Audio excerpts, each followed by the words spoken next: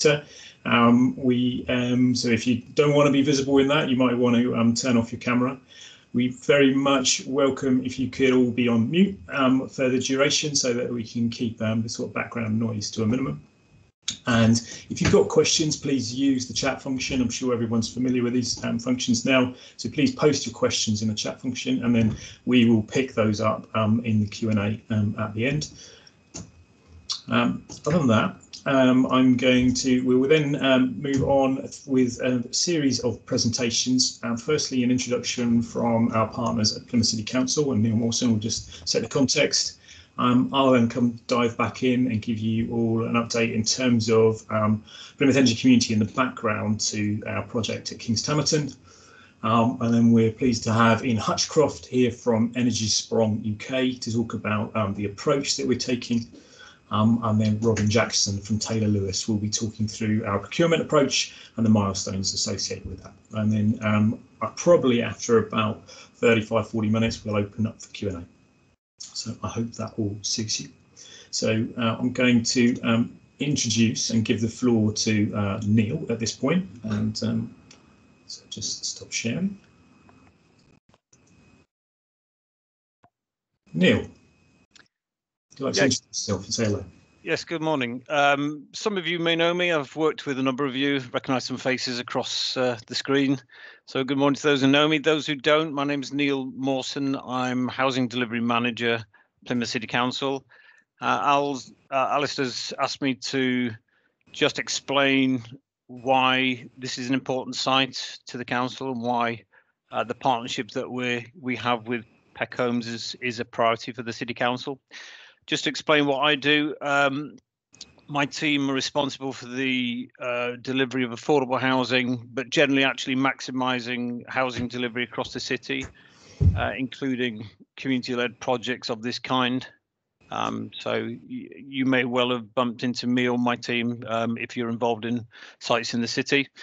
Why is this site important to the council? I think the first thing is it's an allocated housing site, has been for a number of years. It has some challenges which we've been working on for some years now, and we want to see housing development on this particular site, and been delighted to work with PEC Homes over the last year and a half to pull together a solution for housing delivery on this particular site, in particular because in this case they are promoting an innovative community-led approach. In effect, the approach that PEC Homes are making is something that is strongly supported by the City Council. In simple terms, it ticks many of the boxes that ourselves as officers, but also our politicians in the city want to see. So I think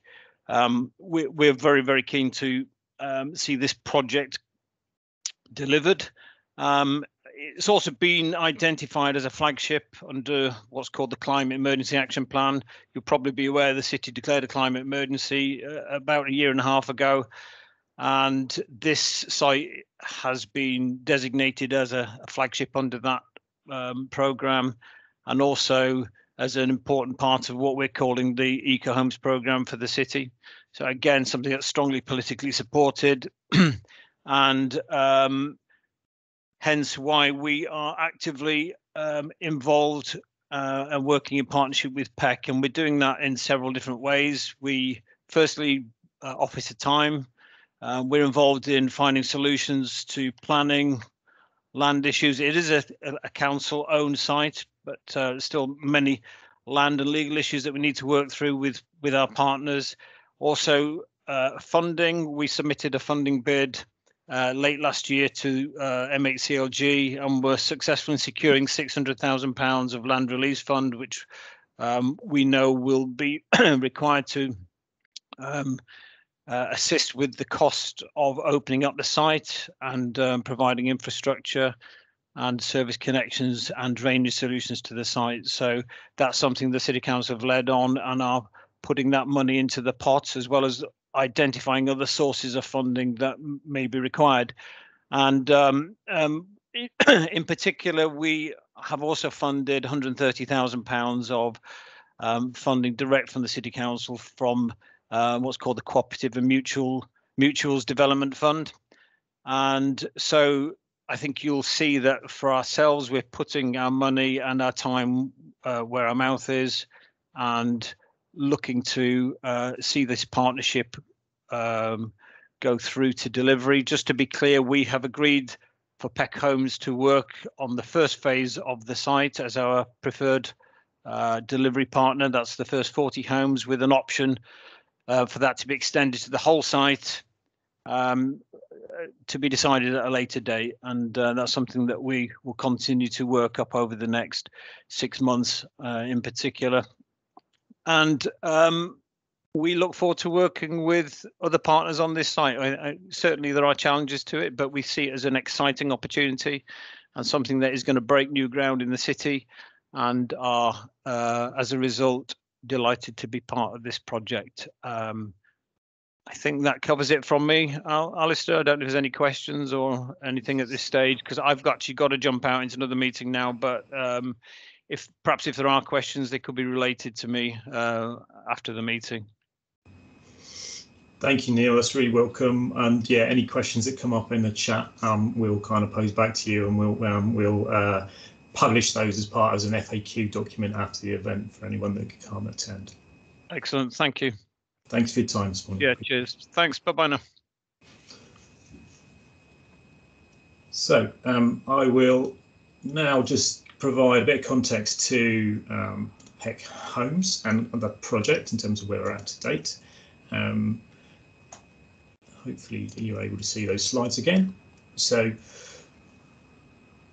the last time we spoke to some of you, and many of you, was when we were doing some work for Innovate UK in the autumn of last year, and we talked a bit about Plymouth Energy Community and where PEC Homes has come from. So apologies for those that maybe heard some of this preamble before, but we have new people in the room, so we need to bring everyone up to speed.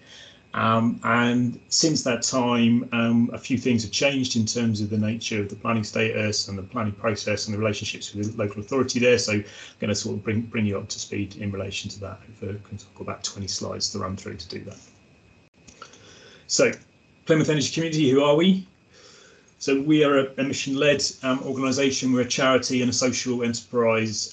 We've been around since 2013, and we're focused on bringing local people from the Plymouth area together to tackle fuel poverty and the climate crisis. And we do that in a number of ways. We increase ownership around the solutions for like the energy challenges that we face, and that's like investment-based ownership from local community investors through to ownership in terms of people being able to take control and deliver stuff locally that wouldn't normally have been done locally. So it is fundamentally about trying to improve community confidence from at a grassroots kind of local level, a place-based level for the zero carbon transition, and to help people to power their homes affordably. That means that we operate in basically two areas. We develop community-owned assets, and we've done that very successfully in the community renewable space. And the PEC Homes sits in that same idea. We're seeking sort of community-owned assets for the long term that help drive change in that kind of net zero space. And we encourage and support people around the behaviour changes and practical things that need to happen in their own homes. So we do that through advice and creative engagement in one form or another. So we have a team of people working out in the community. It's about 11 full-time equivalents at the moment, doing that side of work. We're an impact-based organisation. We exist to drive change, and in the course of last year, we supported just under 3,000 households. Nearly 750 of those households were provided with one-to-one detailed support around casework support around their challenges with health, well-being, energy in their home. And through that work and the work that we do elsewhere, we're saving significant money from that is has the potential to be recycled back into the local economy. That work that we do around fuel poverty gives us a very real understanding of the challenges of poverty in Plymouth, and particularly the issues associated with poor quality rented accommodation, and particularly in the private rented sector. We see that on a day-to-day basis. And it was from that route and alongside our kind of philosophical desire to see lower carbon solutions that PEC Homes, the idea for PEC Homes was born a few years ago. So we're interested in affordable, community-led, zero-carbon housing. That's what we're here to do. And so we've established as a separate entity from Plymouth Energy Community, a community land trust, a standalone community land trust that aim to bring forward a pipeline of high-quality, well-designed, cooperative and sustainable housing developments. And the scheme at Kings Tamerton is our first. So we want to put genuinely affordable, healthy homes back in the heart of Plymouth, and give local people their ability to control those developments in a way that isn't the normal, and we wish to see those to be held in perpetuity for community benefit. As part of our establishment, we've pulled together an impressive and deeply skilled board, which draws on experience of the ex-chief exec of the largest affordable housing provider in Plymouth, Plymouth Community Homes. We have significant senior councillor support from Chris Penberthy, and we draw on significant legal and architecture and business development, social enterprise and low carbon design experience across the board. And we're also just about to receive a representation on the board at board level from the City Council. We have a very close partnership with the City Council, but we are an independent entity. We have backing from others as well. We'll hear from Energy Sprong and Ian later in terms of providing technical advice around this approach. We are naive around building community-led homes, and so we've procured Cornwall Community Land Trust, who have done more community-led developments than any other community land trust in the country, and they're acting as our development agents. We'll be talking. We've got Taylor Lewis as our QS and working alongside us on the cost side of things and procurement support, and so you'll be hearing from Robin later. And we have backing from had backing from Homes England, Power to Change, and some ERDF and National Community Land Trust funds. So our ambition is to bring forward housing projects that are community owned, zero carbon, that are different. We're not interested in a single grand design. We want to push innovation, but do that in a way that is replicable. And we want to deliver community owned, warm, affordable and desirable net zero carbon homes. And through that process, we wish to sort of disrupt and innovate. There are plenty of affordable housing providers out there, and we're not here to become another massive affordable housing provider. We're smaller, we're nimbler, we're more naive, we can ask different questions and we can source different ways of funding. So we are here to disrupt and do things in a different way. So our approach, and we'll hear from Ian around the Energy Sprong approach, is different because we're seeking an approach which guarantees performance, that kind of unpicks the kind of that gap in performance between as modelled and as built. And we want to develop a model that is replicable because it leverages the long-term energy bill savings to support the higher capex that we know will be required to build net zero energy homes. And through that process, we want to ask for something different. We need to procure in a different way. And when we ask for something different, we kind of want to work alongside the supply chain, that's you guys, to evolve. And so we're seeking funding from others to help us support that process to sort of drive that innovation. So our site, so Neil's already referred to the site. So the site is being allocated in the local plan, has been allocated for some time. It's in Kings Tamerton in the northwest part of the city. It's a bleak view, shows it well. It's the planning application area is 2.5 hectares. It's the top of a steep slope on the edge of a residential existing residential neighbourhood called Kings Tamerton. For those of you that have been with us on this journey for the last year or so, you will be aware that we were part of a wider development application that was coming forward across the last of it was submitted about 2 years ago. Unfortunately, the lead developer on that application was unable to complete, They got into troubles around COVID and stuff like that. So that application effectively got stalled and hasn't been determined. So we've had to go back to the drawing board in that respect, and now PEC Homes is leading the application in partnership with the City Council, but is leading the application for the whole site.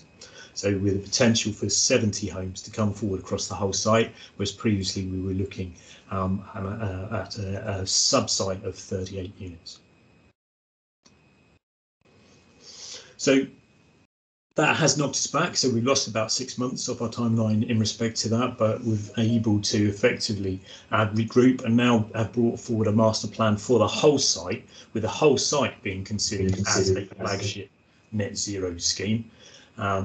We've secured some investment from the fund that the City Council, that Neil mentioned, from the Cooperative and Mutuals Development Fund, which gives us some funds to start and initiate the design process and procurement and design competition that we need and want to run to drive the innovation into this. And again, the City Council has, we work with the City Council to secure land release funding, which kind of deals with some of the infrastructure costs of opening the site. So that new master plan is now fed into an outline application that we expect to be determined at the end of September. And alongside that process, we're just about to launch the SQ part of our procurement, and we should be doing that the week commencing the 9th of August. So we've looked at this new master plan with modular and panelised solutions. We very much expect, this net zero approach to lend to that. So in looking at the master plan, we've had a regard to the requirements of the development platforms required. We've listened to the feedback that we had from supply chain through our Innovate UK research project and sought to build that into the master plan from an early stage, with the idea of like modular units that can be transported on a lorry, panelised units, and that are can be extended in a relatively simple way to generate different unit sizes. That work has generated this illustrative master plan, which has now been submitted as part of our outline planning application. All matters reserved except for transport and access. But it does start to give the sense of how we could accommodate 70 affordable net zero homes in this site. It's allowed us to think about the infrastructure in entirety rather than this sort of slightly kind of broken approach we had with a lead developer and then ours. And that gives us significant advantages in terms of reducing some of the costs of some of the accessing the site, but equally having a dialogue with WPD around energy infrastructure into the site. So it is a mix of units from 1-bedroom and 2-bedroom flats through to 2-bedroom, 3-bedroom, and some 4-bedroom homes in the second phase. It is broken into 2 phases. You can see the sort of northeastern part of the master plan being articulated as phase 1, with the dotted white line running down the middle being the barrier between phase 1 and phase 2. So PEC Homes is Plymouth City Council's preferred development partner for phase 1 for the first 40 units, and the City Council is keen to see the whole site coming forward as affordable, but is looking at maybe other options for the development of phase 2, PEC Homes being one of those. And we'd very much like to be in a position to win the City Council's support by proving our case on phase 1 and to build out over phase 2 as well. And so as part of this procurement, we're hopeful that the successful solution provider that we will contract with will be with us throughout phase 1 and phase 2. That's our aspiration. So quick look at the levels. There are some challenges to the site. It's not a completely flat, field. It's not a playing field. There are some issues. So, but we've had the opportunity in this new master plan to think about those in the round and think about development platforms that can work alongside, modular and panelised solutions. And our partnership has strengthened with the City Council as a result of effectively this change. We're now in this position, and Neil's articulated. The City Council are backing us. They've identified this as a flagship development within their kind of climate emergency response plan. They're supported with some investment into PEC Homes to get this procurement kind of running, and we'll be matching that with investment from other sources. We've got significant kind of officer support from Neil and Neil's team, but also the low carbon team, City Council's low carbon team, and we've got John Selman from that team online today. And that application's now in. So I think that's all I've got to say on the, John, Ian's, Neil has already mentioned this. So I think that's the summary on our collaboration with PCC. And that's what I wanted to say, just in terms of background and where we are with the project and the planning status.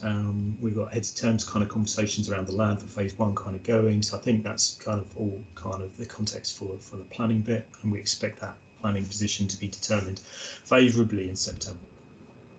I'm going to hand now to Ian Hutchcroft from Energy Sprong UK, and ask Ian to tell us a little bit more about the Energy Sprong approach, which is a central part of our ask. Thanks very much, Alistair, and hello everybody. It's good to see some of you again and some new faces as well. I'm just going to get my slides up here. Just bear with me a moment.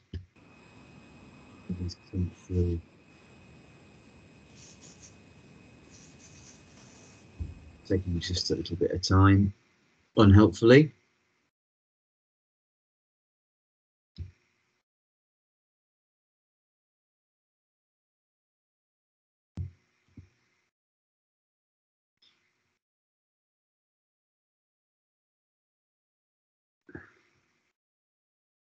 Just taking a good long time to clunk through this morning. I don't know if it's me personally, my machine, or the interweb that's slow, but there we are. I hope you can see that. So, Energy Sprong, what does it mean? Energy Sprong means energy leap in Dutch, and it's a name given to the Dutch government's strategy for delivering zero carbon homes in the Netherlands, both retrofit existing homes and also for new build homes as well.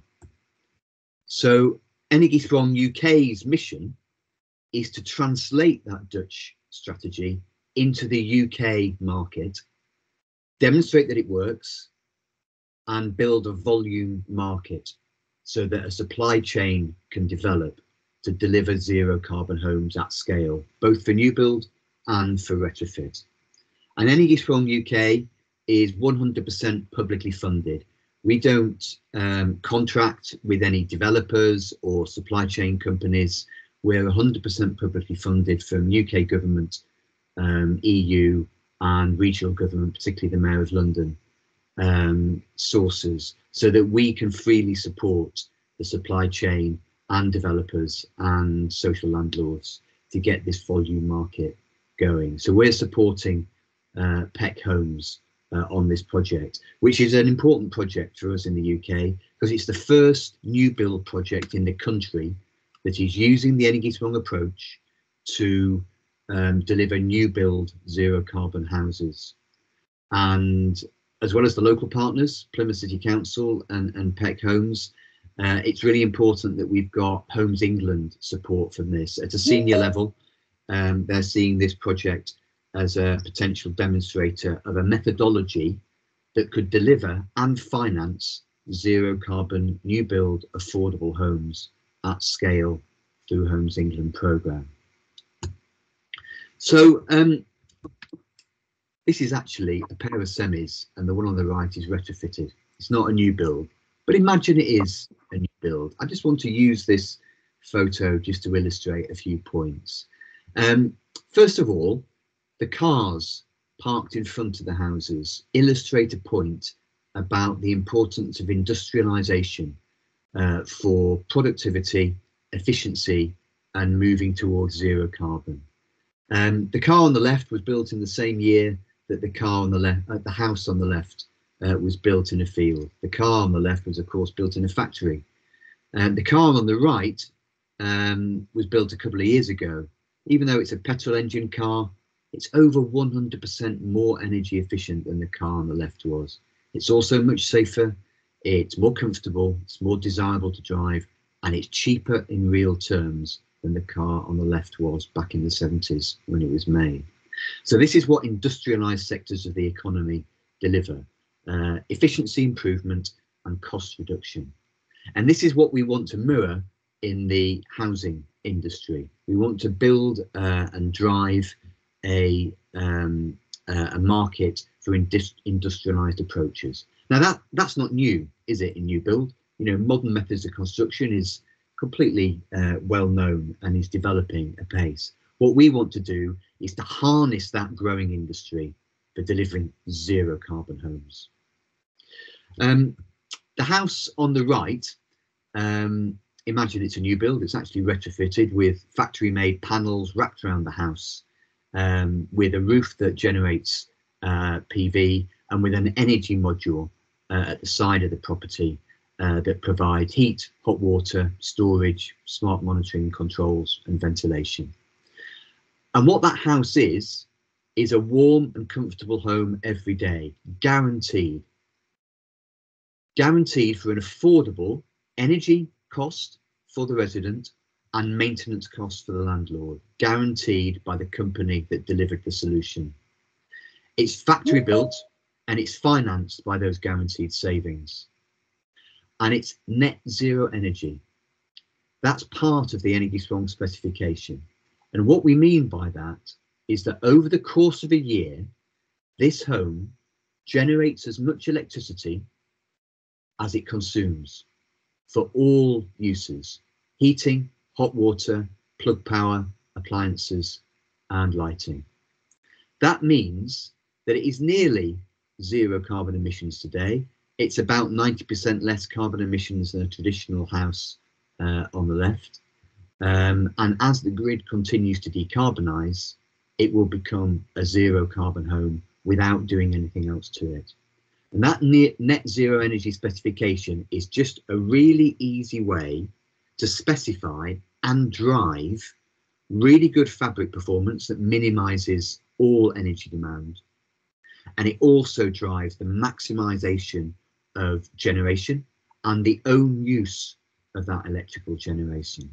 So what this is a very grid friendly, sustainable and affordable electrification of housing. In typical terms, so the typical house that's existing today, not a new build home, but an existing typical, say, EPC home today is using about 21,500 kilowatt hours of electricity and gas, if it's connected to gas, a year.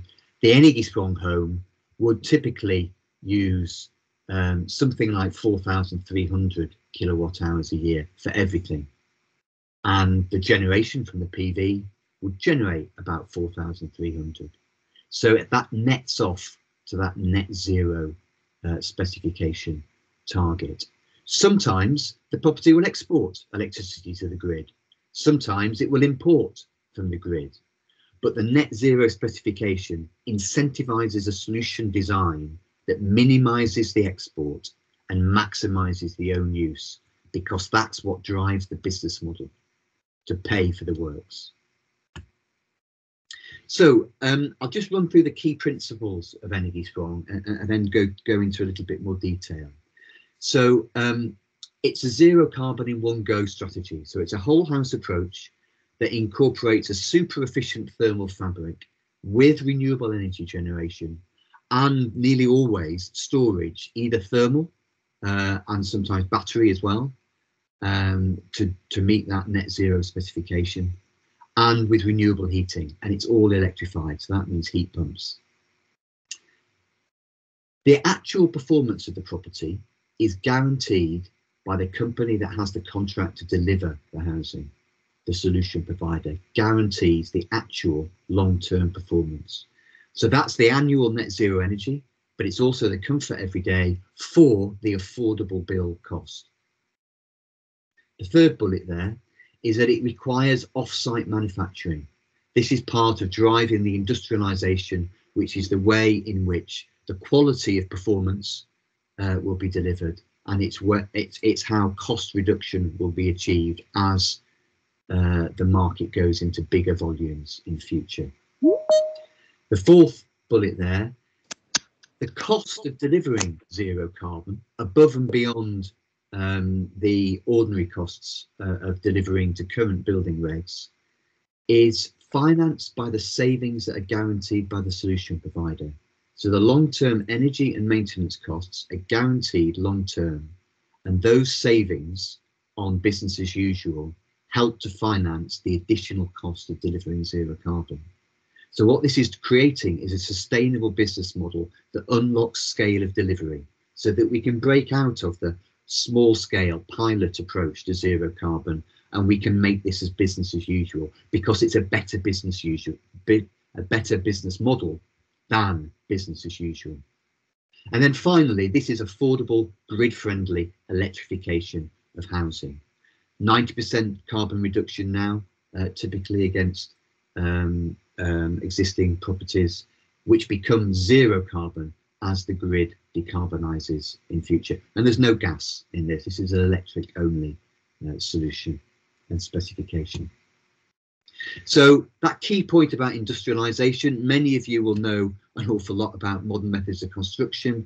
That's focused on fabric, but there's also opportunities for energy solutions to be industrialised, you know, energy modules that include all the M&E solution in a box that can be applied to retrofit as well as new build.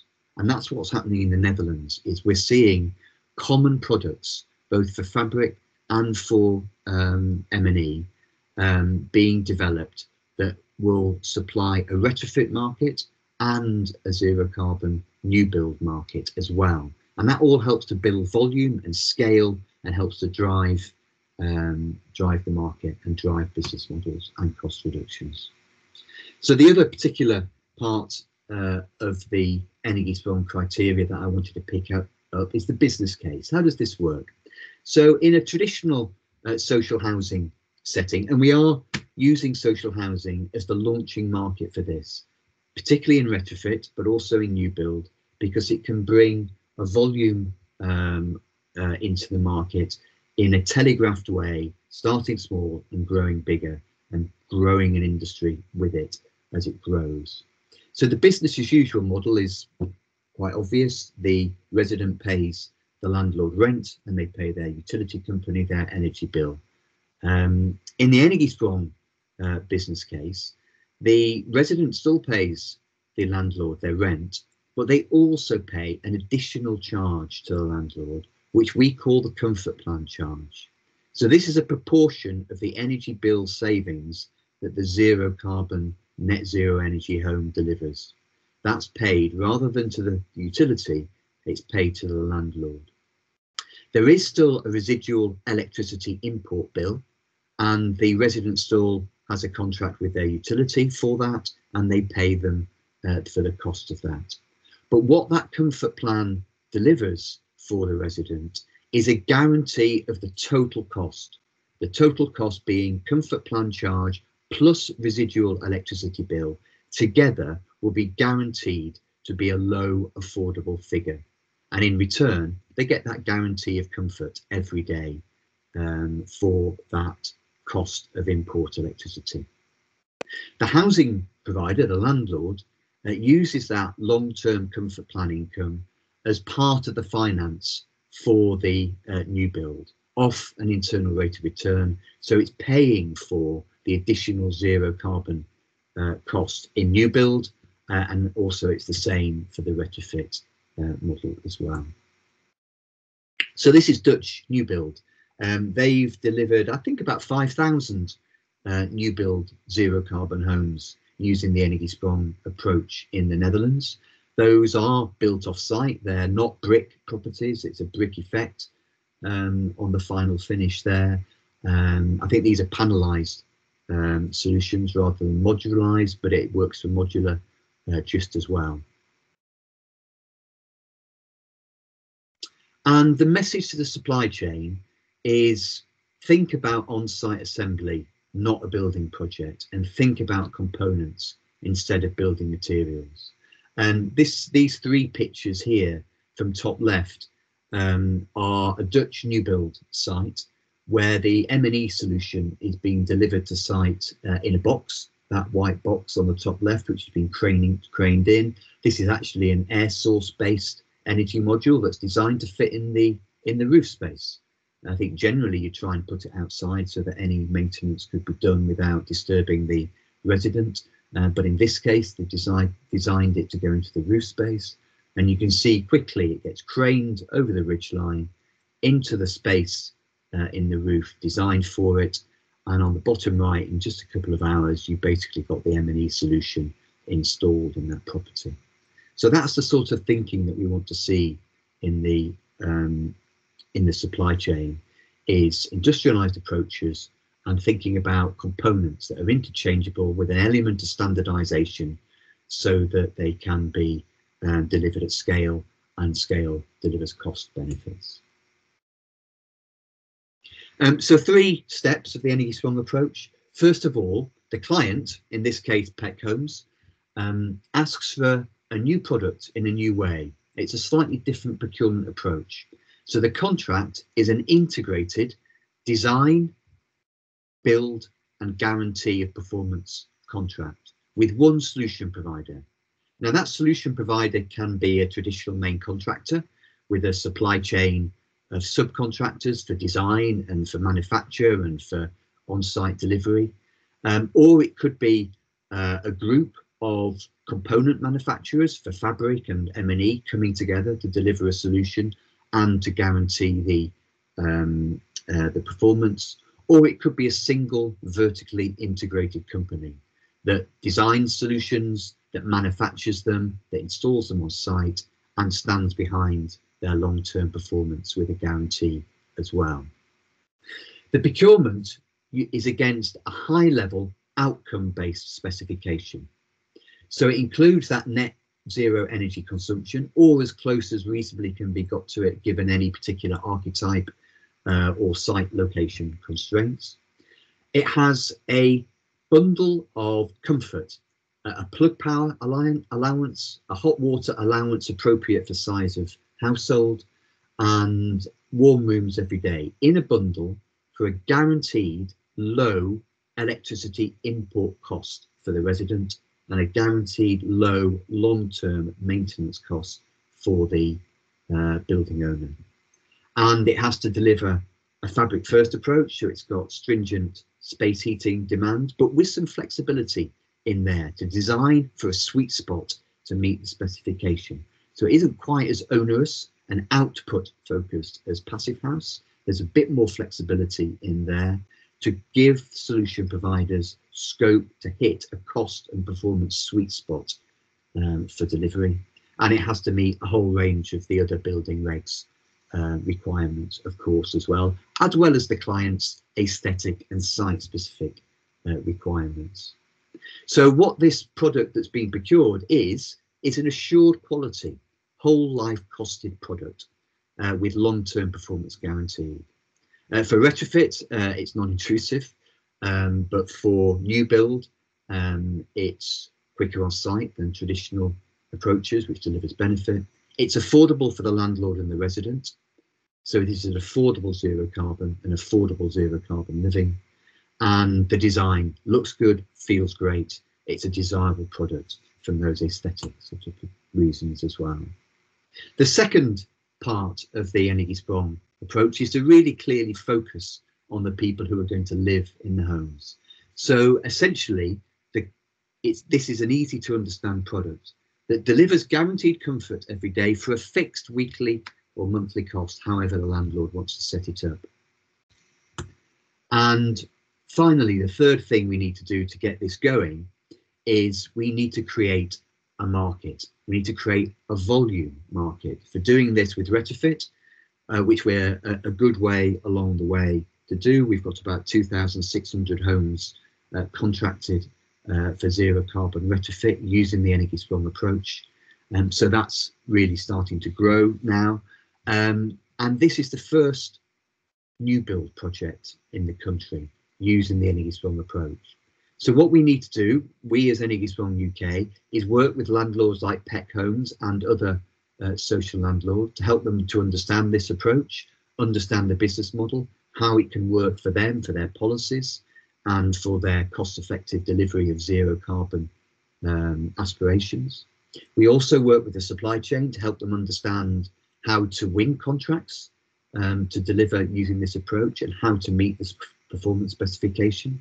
And we also work with governments, both national, devolved and local, to create the right funding and policy environment to get this market going to the point where it's self-financing and operating at scale. So I'll finish up just by talking a little bit about the business case.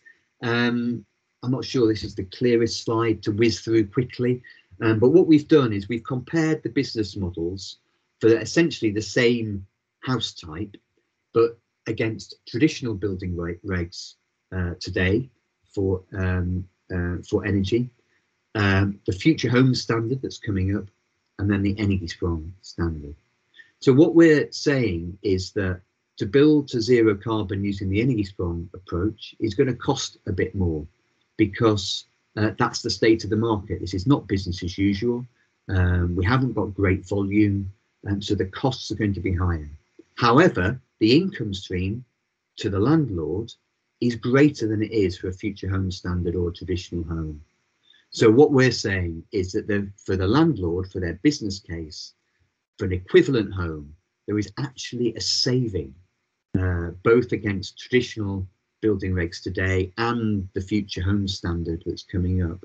There's a cost saving for them because they're getting additional income from the book. So hopefully this will make more landlords able to specify zero carbon homes and get the zero carbon new building market going quicker than it will do even with a Future Home Standard, and delivering a more financially desirable product than just a standard Future Homes Standard property realm. And also this works for the resident. They can get guaranteed comfort for an equivalent cost or less than what they'd be paying in a Future Home Standard home, even though they're paying the comfort charge. So I think I will finish up there. That gives you just a bit of a flavour of the depth of the business case.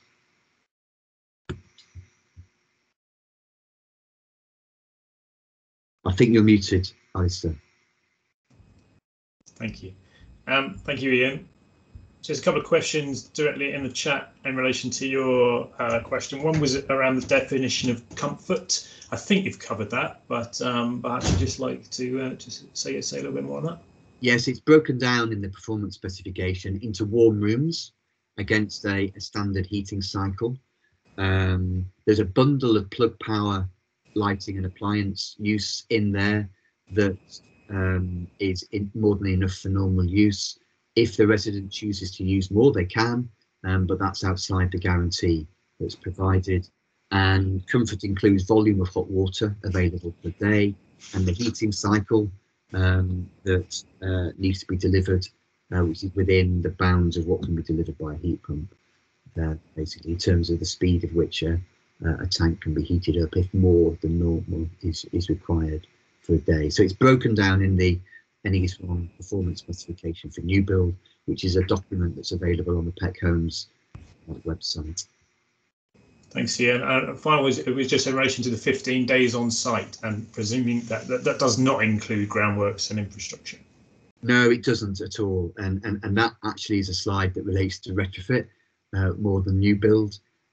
We haven't set a time on site target for new build, but for retrofit it's important, because it's important that disruption is minimised and that nobody's having to be decanted from their homes while work is done.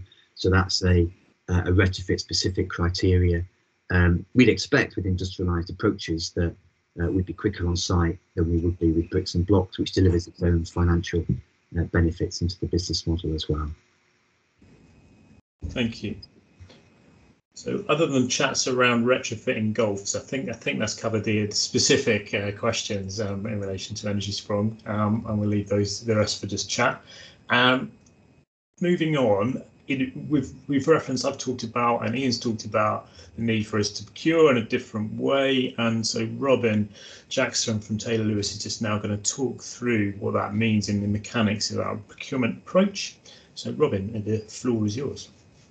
Good morning, everybody. I will just share my slides. Hopefully you can see those slides now.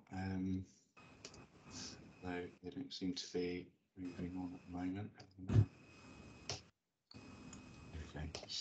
Okay. So I am Robin Jackson from Taylor Lewis. I'm the Managing Director. I'm just, as Alistair kindly introduced me before, we're providing cost consultancy advice and employer's agent advice, project management input as well in relation to this project. We've been involved for about a year now talking about this, and we're excited to get this project off the ground, and accordingly we've been working on the last couple of months on the procurement strategy and how we're hopefully going to deliver this project. I'm just going to talk over today. I'm not going to bore you all to death with procurement strategy, but we're just going to pick up on the selection questionnaire, just cover that in terms of what it's going to look like, when it's going to be due, who we're anticipating should be responding to that SQ, and just how we're going to manage that process. I'll touch a bit on the ITT and the 2 stages to that ITT, of which that final second stage is the design competition, and I'll just cover a bit about the evaluation process as well, and then I will just finish with a bit of programme milestone dates that we are aware of at the moment. So the selection questionnaire, the format, as probably most of you are aware of, we're keeping it to the PAS 91 criteria. So it's typically standard pass-fail questions, but we've also inputted a number of quality questions within that, as has been mentioned by both Ian and Alistair. We're really focusing on innovation and also collaborative working. So we're keen to capture all of that as early as possible. So we're trying to flex the SQ to get as much information from what we're calling the solution provider. And the reason why we're referring to solution provider and not kind of main contractor or principal contractor is that we want to encourage as much collaboration across the supply chain as possible. But equally, we do have to have a build contract, and that build contract does need to be with a party, whether that's an individual contractor or whether that's a collaboration of subcontractors. We do need a contractor that we can rely on for our own funding purposes and our own governance and procurement requirements. So that kind of leads me on to who should respond to the tender. I'll pop back to evaluation criteria, the SQ, in a second, but in terms of who should respond to the SQ, I'm aware that a number of you on the call are either material suppliers or subcontractors. And I think when we did the expression of interest, we asked a number of questions about whether you would be interested in providing materials or input into the project, or providing supply chain support to a main contractor. So we're going to pick all of that up again within the SQ. There will be a number of pass-fail questions within the SQ, which I could understand that some subcontractors and material suppliers won't be able to pass. But there will be a section where, if you're interested in providing support and input into the project, there will be a section for you to fill out within that SQ. We would then be looking at sharing all of that information with the solution providers as they are assessed through the SQ process.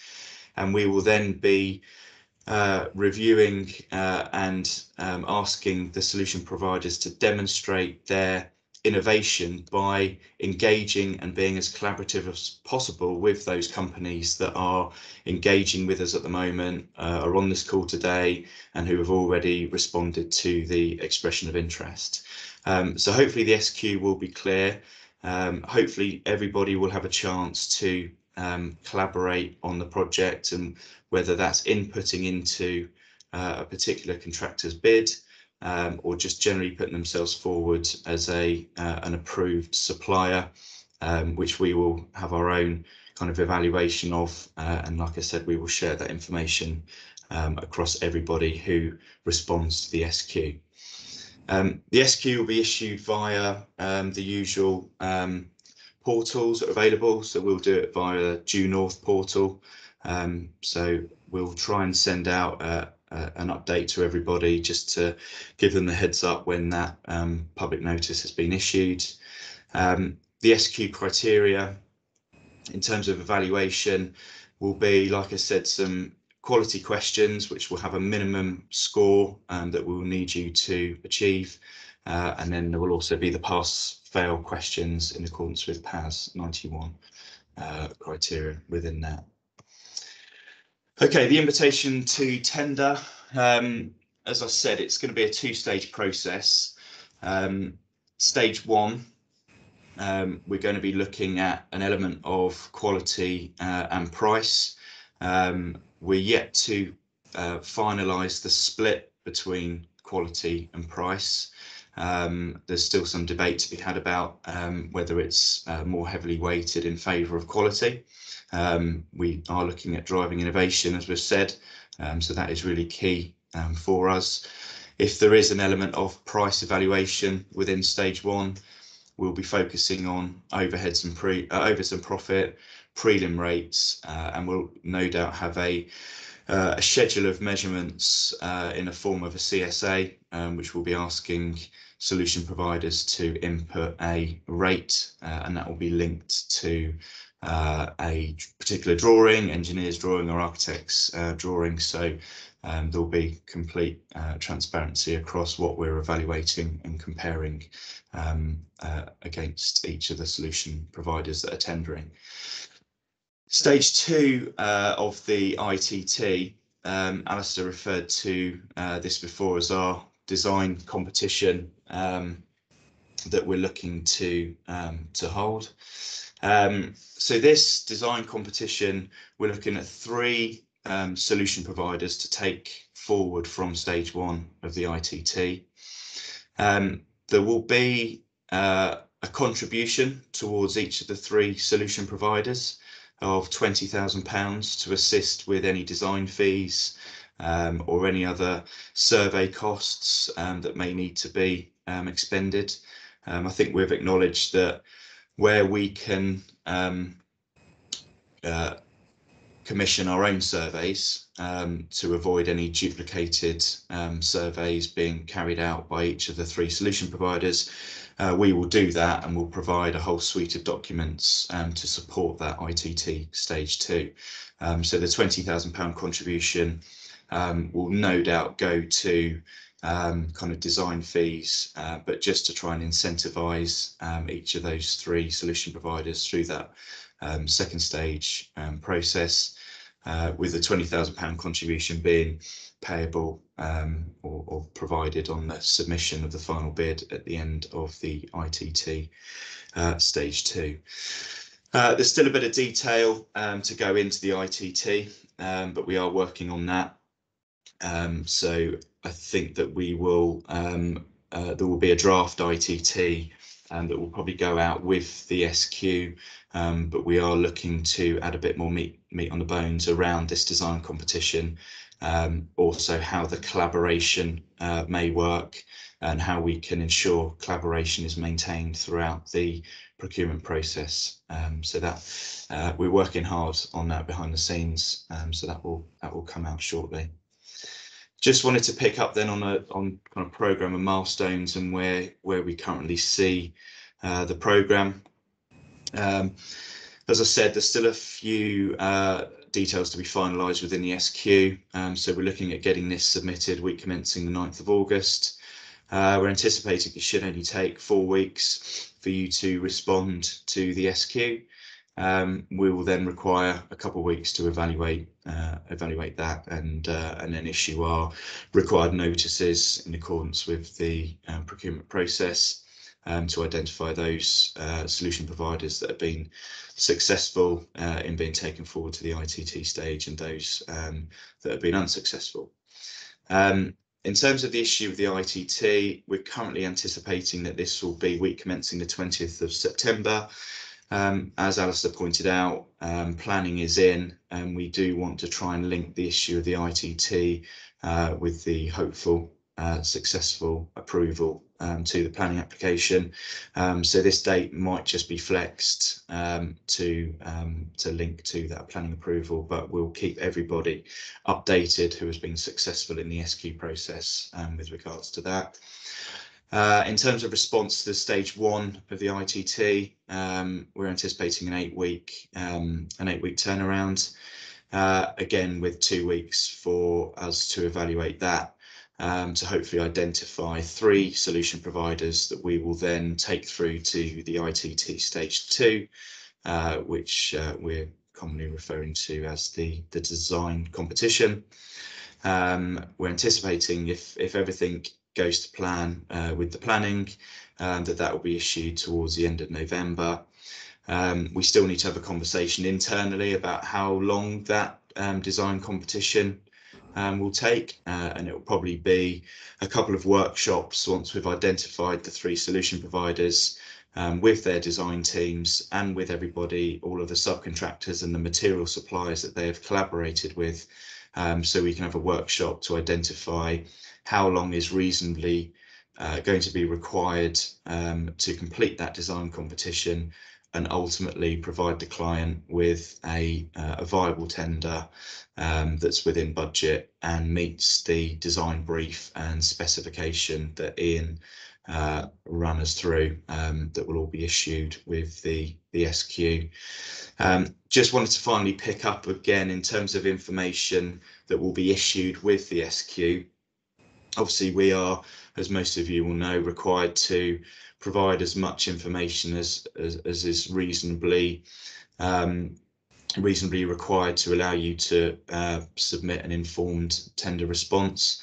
So there will be a suite of documents which will include the design brief, the Energy Sprong specification, the employees' requirements as set out by PEC Homes, a copy of the JCT form of contract, and as Ian referred to, this is an all-encompassing design and build and guarantee contract with the form of guarantee appended to that.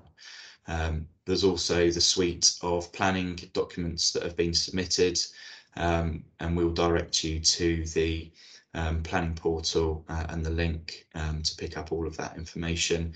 And there was also a series of initial design drawings that have been undertaken by Clifton Emery Design, which will include within the pack as well. So hopefully it'll be a fully comprehensive pack of information. It will only probably just be the ITT detail that will need to be tweaked over the next few weeks, but it will be submitted to you as soon as we can. I think that kind of wraps me up. I will pass back over to you, Alistair. Thank you. Thank you, Robin. So that's that in terms of the information that we wanted to present to you this morning. There's a couple of questions again just in the chat, like Pat asked just for clarification around how we can kind of facilitate collaboration, and pose the question as, could a list of participants and interested parties be circulated with contact details so that we can assess collaboration opportunities? And yes, if you give us the permission to do that, yeah, we'll definitely seek to do that. It's something we want to do, and that's what Robin referred to. There was some follow-up kind of clarity around sort of air quality kind of monitoring and how would that be achieved, and so and the use of MVHR. And we don't specify the use of MVHR through the Energy Sprong approach, but effectively the output spec almost requires it. And yeah, there's ongoing monitoring of air quality that is kind of a part of the contract.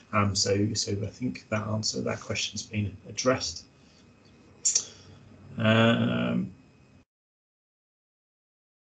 Just reading the questions. I think we've covered off the questions raised. If someone's got a burning question and they want to stick their hand up, we can kind of do it in the old-fashioned talky way if you want.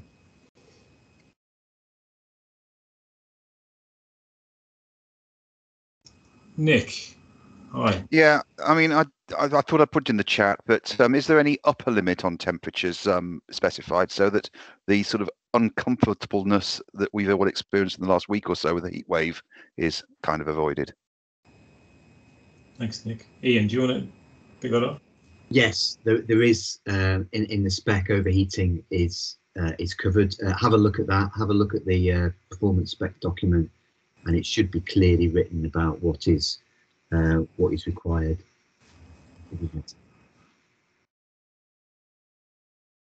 Thank you. Thanks, Nick.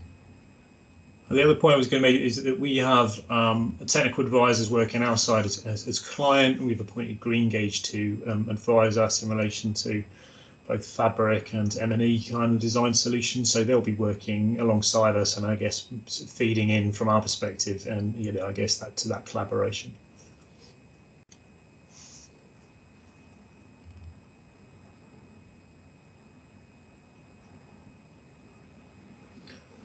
Alex, you asked a question: will the solution provider require to contribute any finance, or will this come from PEC Homes? So our intention is for PEC Homes is we'll raise the finance. So if you want to give us some cash, we'll take it, but that's not a requirement.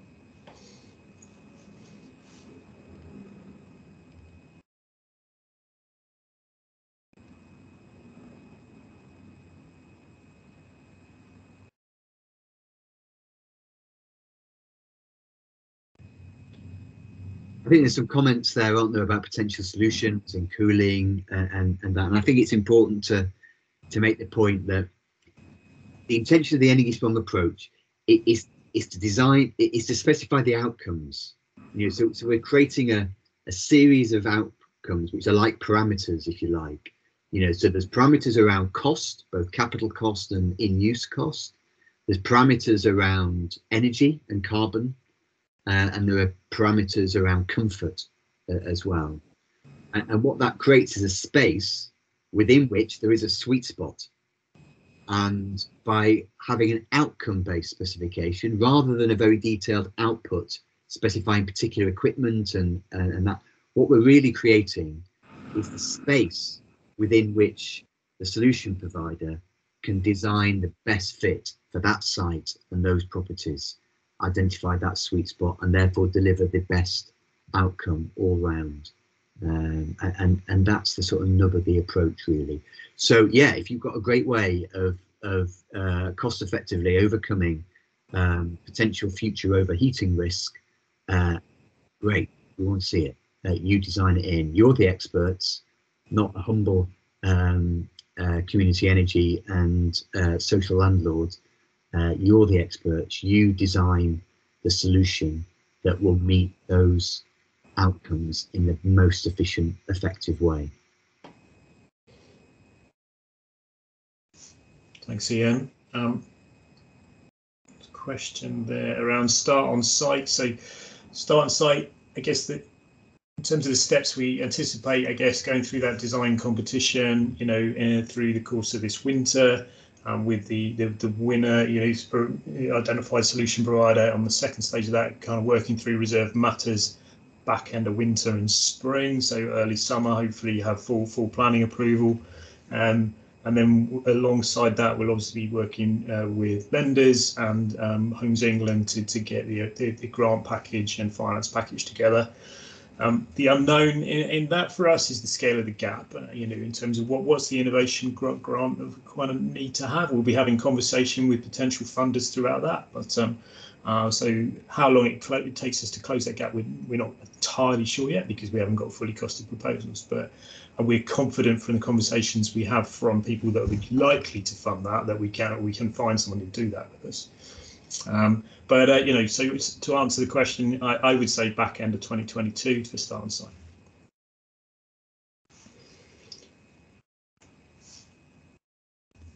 There's another question just come in. So Alex, in terms of a good question around community led, and how much interaction do you expect bidders to have with the community board and potential? I think my expectation for that is that PEC Homes will lead that kind of conversation, and expect bidders to be having a direct relationship with board members, and there'll be a kind of dialogue between the board. But in terms of the wider kind of community, that's our expertise, and so we will sort of, I guess, orchestrate those kind of conversations with local interested parties.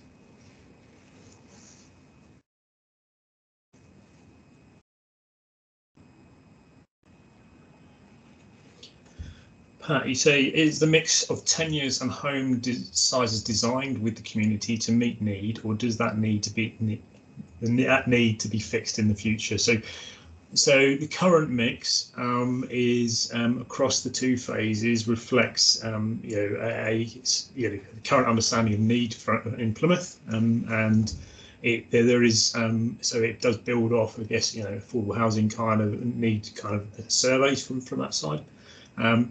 It's not completely fixed. There would be some ability to flex within that, but so because the outline permission will effectively, all those points of detail will come forward later, but it was a good stab with which we could kind of get the outline kind of planning through, and the kind of conversations with the effectively affordable housing team kind of motivated. So they're comfortable with that level of provision, but the detail mix could change. Nick, you've got your hand up, but I'm not sure if that was from previous. I think it must be from previous. Okay, no worries.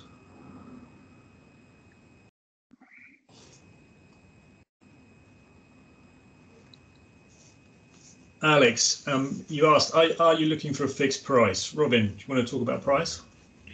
Yeah, I mean, yeah, we do need to ultimately be entering into a JCT design and build contract, which is a fixed, all in lump sum. But what we hoped we would have achieved before we enter into contract is going through that stage 2 design process, identifying who the solution provider is, and then working with that solution provider and their collaborating partners, that we hope that we would get enough design completed to allow us to enter into a fixed price contract. So although it is a design and build contract, we would hope that enough engagement with the supply chain, or enough time would be allowed for engagement with the supply chain and the designers to be able to put forward a fixed price.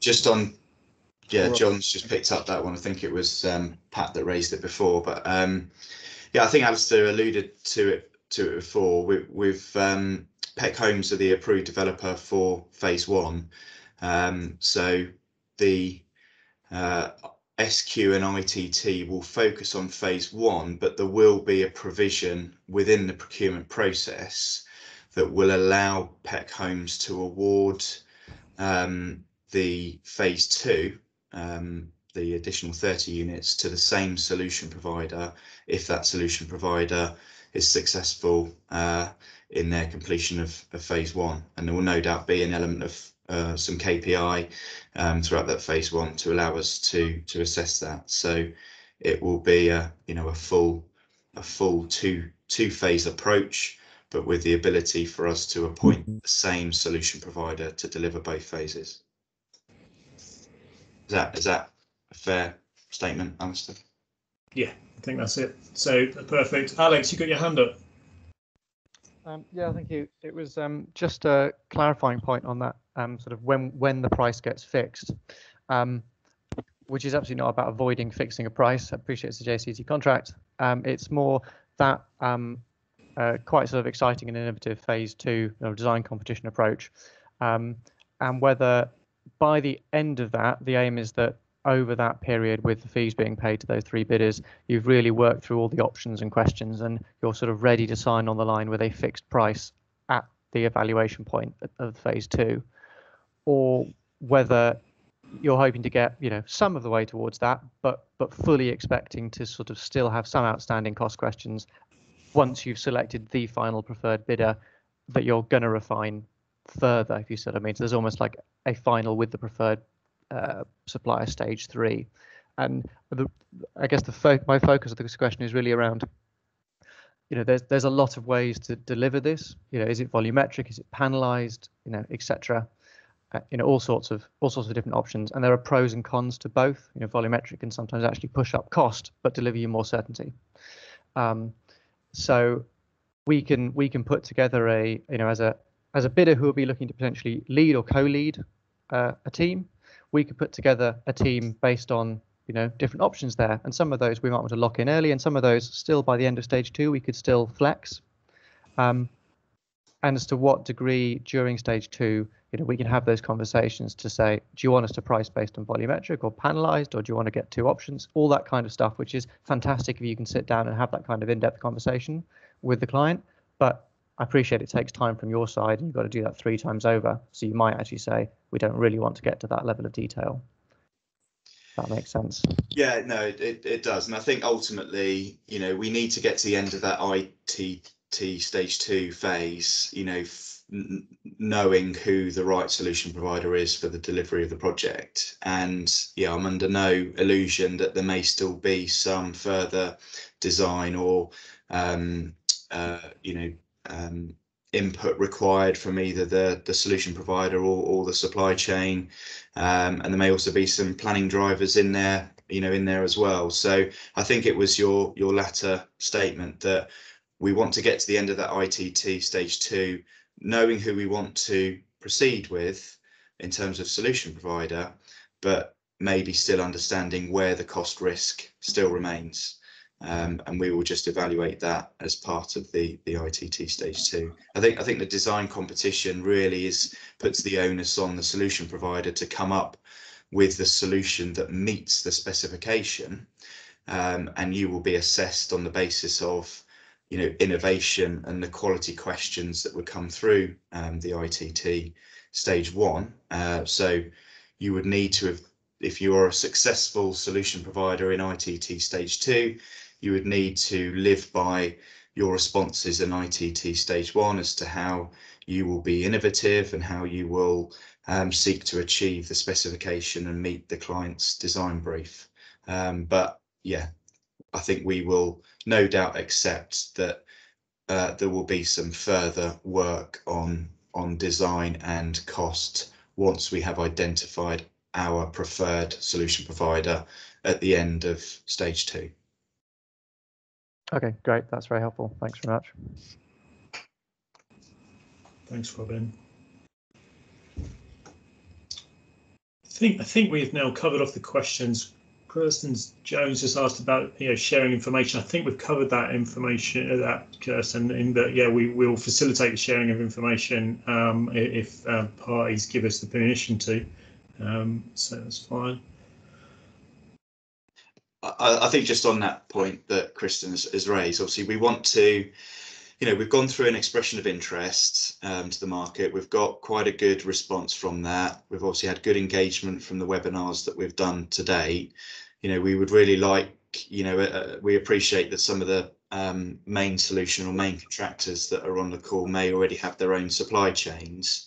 But ultimately, this again is about innovation and working collaboratively and working with those companies that have already shown a real interest in the property. That's we would encourage that engagement and at least those conversations. So where you are going out to to tender for your packages or looking to collaborate, then perhaps casting your net slightly wider to include some of the material suppliers and subcontractors that have already been engaging to date is probably a positive move.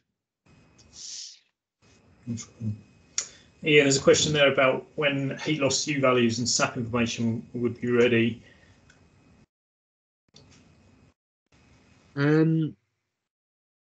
All you'll need is the performance specification from our perspective. You will need to do your own calculations and show how those outcomes in the specification are going to be met by your design. You will need to do the modelling and the calculations on the different components, different elements, and you'll need to produce those as part of your design, ultimately as part of the two-stage competition.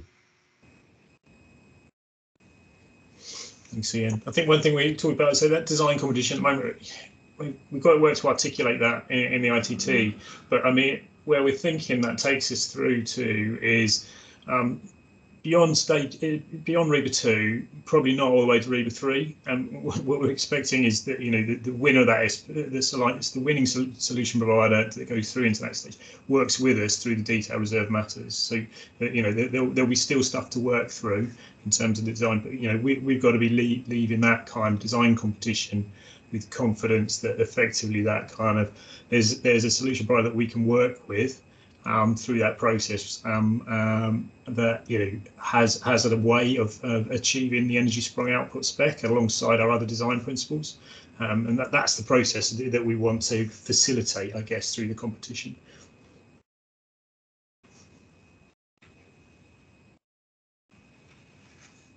Okay, I've got a cool time now, I think. Please do get in contact if, you know, there are other kind of questions that we haven't covered off in the course of this. This webinar will be shared, and yeah, we'll put this up on the website alongside the other information that's out there. So we may well just do an FAQ document as well, just to like summarise some of the headline kind of queries that we've kind of today. But thank you all for your attention. Thank you, Ian and Robin and Neil Mawson in his absence. Yeah, it was great to have you online today, and yeah, we look forward to talking to you further in the future. Thank you. Thank you.